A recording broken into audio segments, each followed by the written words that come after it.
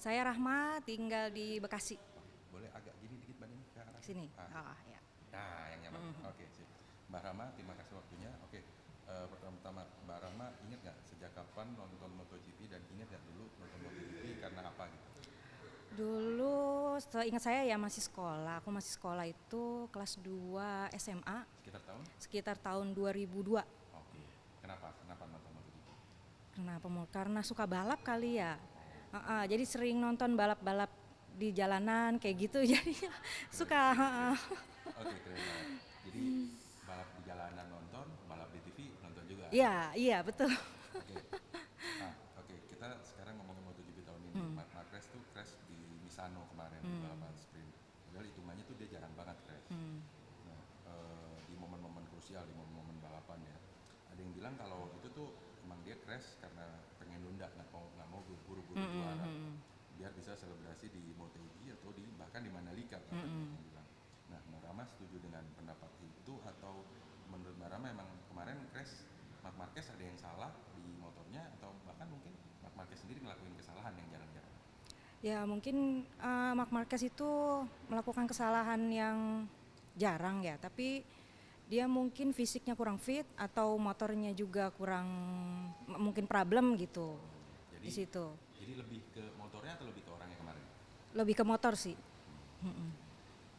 Nah,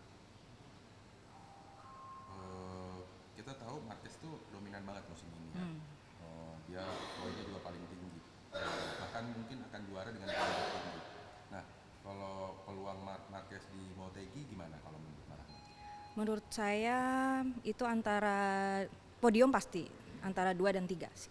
Oke, jadi nggak mungkin juara di Motegi. Kayaknya enggak. Kenapa? Siapa yang bakalan ganggu Marquez untuk nggak juara di Motegi? Em, Siapa ya? Fran siapa tuh? Aduh, jadi lupa tuh. Morbidelli? Nah, Morbidelli. Sorry? Morbidelli. Oke. Ya.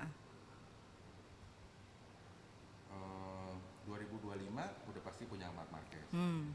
Dan kira-kira apa yang dilakukan pembalap lain atau tim lain supaya Marc Marquez nih nggak juara lagi tahun 2026 biar nggak dia mulu juara. Kira-kira tim lain atau pembalap lain harus ngelakuin apa? Nah, ini yang bikin saya gregetan ya. Kenapa pabrikan yang lain itu gak bisa mencontek sisi positifnya gitu dari mekaniknya atau dari fisiknya atau latihannya gitu. Ya mudah-mudahan yang pembalap yang lain atau pabrikan yang lain bisa mencontek positifnya dari Marc Marquez biar bisa menyaingi tipis-tipis lah gitu. Oke, mantap. Nah, kalau bisa ngomong langsung sama Marc Marquez, kira-kira mau bilang apa sama Marc Marquez?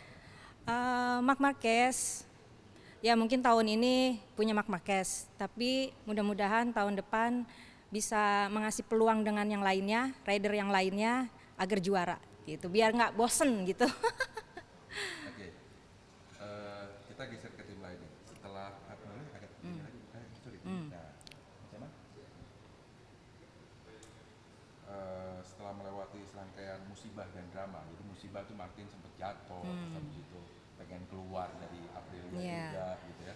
Martin akhirnya tuh dia bisa finish di peringkat 4 di GP Hungaria kemarin. Bahkan dia sampai nangis, sampai terharu dan bilang Martinator is back. Nah, sebenarnya kalau menurut Mbak Rahma, Martin tuh kemarin malu nggak sih dia sempat minta keluar bilang, oh aku nggak bisa kompetitif di tim Aprilia, dia malu nggak? Sebenarnya sih nggak malu ya, mungkin pas saat itu dia drop mungkin ya fisiknya atau semuanya. Nah pas dia mungkin udah pemulihan segala macem, mungkin dia baru sadar, oh aku masih mau nih rest dengan kompetitif gitu loh. Gitu sih. Jadi dia baru sadar kalau mamanya motornya ternyata kompetitif juga. Iya. Nah, andai dia nggak cedera dan ikut balapan sejak race pertama, kira-kira Martin sekarang akan ada di posisi berapa? 3 mungkin ya. Oh, Mm-mm. di bawah Mark. Di bawah Marc Marquez. Iya.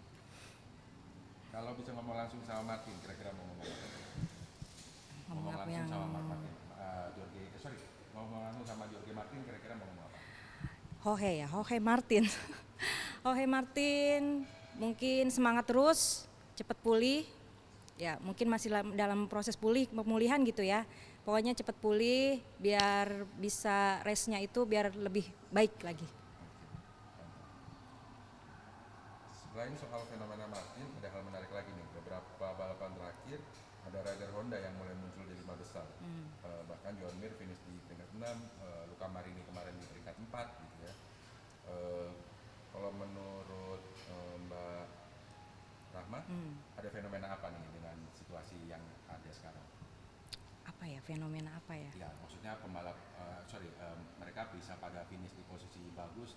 Apakah itu faktor pembalapnya atau faktor motornya atau gimana? Oh ya, mungkin untuk mekaniknya mungkin untuk saat ini sudah mulai perbaikan ya, mungkin untuk dari teknik mesin segala macem. Terus ridernya mungkin juga udah ini juga apa fisiknya mungkin dibantu juga untuk ini ya. Jadinya ya akhirnya dia bisa apa namanya atas gitu ininya klasemennya gitu. Lebih ke Marini atau Joan Mir yang kalau menurut Mbak Rahma yang bikin Honda jadi naik lagi? Marini. Oh, Marini. Iya. Kenapa Marini? Karena aku suka Marini. Oh, oke. Oke. Jadi kalau gitu bisa dibilang apakah ini kebangkitan Honda? Bisa dibilang Honda udah bangkit atau belum? Kemungkinan sih udah dikit-dikit ya, mulai bangkit lagi, mulai bangkit, mulai beberes lah gitu. Nah, ngomongin Honda, ada juga tim Jepang lainnya yang lumayan struggling nih, lumayan berjuang banget musim ini. Sekarang Honda tuh poinnya 186, sedangkan Yamaha tuh 160 poin. Kira-kira akhir musim nanti siapa yang paling bawah, Honda atau Yamaha? Yamaha kayaknya deh. Kenapa tuh? Kayaknya tuh dari dulu susah banget dia buat naik gitu. Yang aku ini ya, yang aku perhatiin gitu. Kira-kira apa sih yang bikin dia jadi susah kalau menurut nggak apa-apa pendapat pribadi? Apa yang bikin Yamaha tuh kesusahan? Apa ya? Mungkin kalau dari Rossi dulu aja susah gitu. Apa maksudnya dia naiknya tuh meskipun sering di iniin gitu, sering di gonta-ganti segala macem tuh kayaknya sulit gitu. Emang motornya atau emang kayaknya Kayaknya nggak susah cocok sama pembalap atau gimana? kayaknya motornya sih. Nah, oke, tentang balap-balapan udah, ini tentang pengandaian. Andai Mbak Rahma jadi pembalap MotoGP, mau naik motor apa dari tim mana? Ducati lah pasti. Bukan yang mana? Pabrikan. Kenapa? Karena aku suka ya, dia tuh inovasinya tuh kayaknya lebih unggul gitu.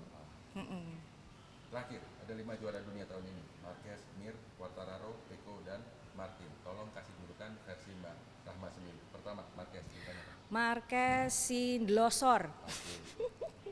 Joan Mir. Joan Mir. Gimana ya? Dulu pernah ketemu ya. Jadi kayaknya imut-imut gitu loh Joan Mir. Quartararo. Quartararo si Grasak Brusuk. Oke. Pecco.